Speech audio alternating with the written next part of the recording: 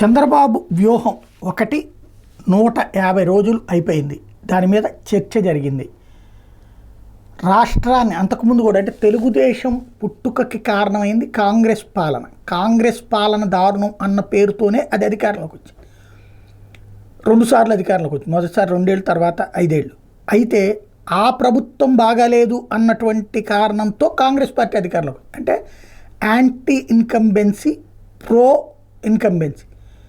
ప్రోతో 82లో వచ్చింది, 83లో 85 దాకా సాగింది. తర్వాత కూడా మళ్ళీ ఓవర్ ప్రో అంటే ఓ రకంగా చెప్పాలంటే ఎన్టీఆర్ని గద్దె దించబోయారన్నటువంటి కారణంగా వచ్చినటువంటి ఎన్నికలు అయ్యేటప్పటికి భారీ విజయం సాధ్యమైంది.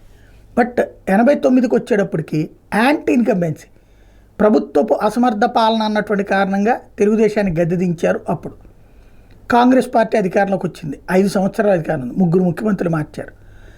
ఆ మార్పులు అవి విరక్తి చెంది ఎన్టీఆర్ని భారీ మెజార్టీతో నెగ్గించారు.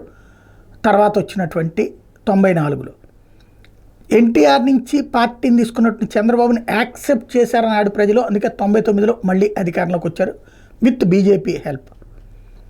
కానీ ఆ తర్వాత ప్రభుత్వ వ్యతిరేక ఓటు వచ్చింది.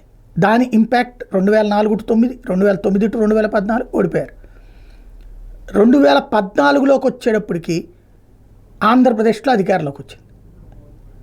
అద్భుతంగా చేశామని చెప్పారు.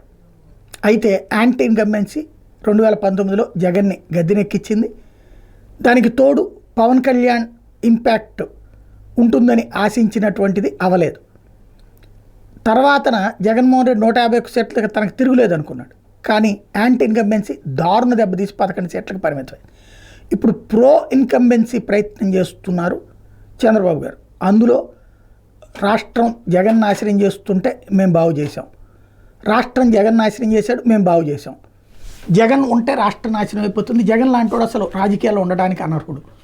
ఇదే ప్రచారాన్ని జనంలోకి బాగా తీసుకెళ్తున్నారు.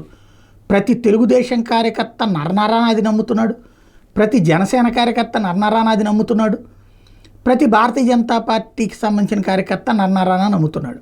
అది చంద్రబాబు సక్సెస్. కాకపోతే ఇది ఎంతకాలం ఈ టెంపర్ ఉంటుంది అంటే ప్రో ఇన్కంబెన్సీ పెంచుకుని యాంటీ ఇన్కంబెన్సీని నిదానంగా దూరం చేసినప్పుడు అది ఏ మేరకు చేస్తారని భవిష్యత్తు మీద ఆధారపడి ఉంటుంది.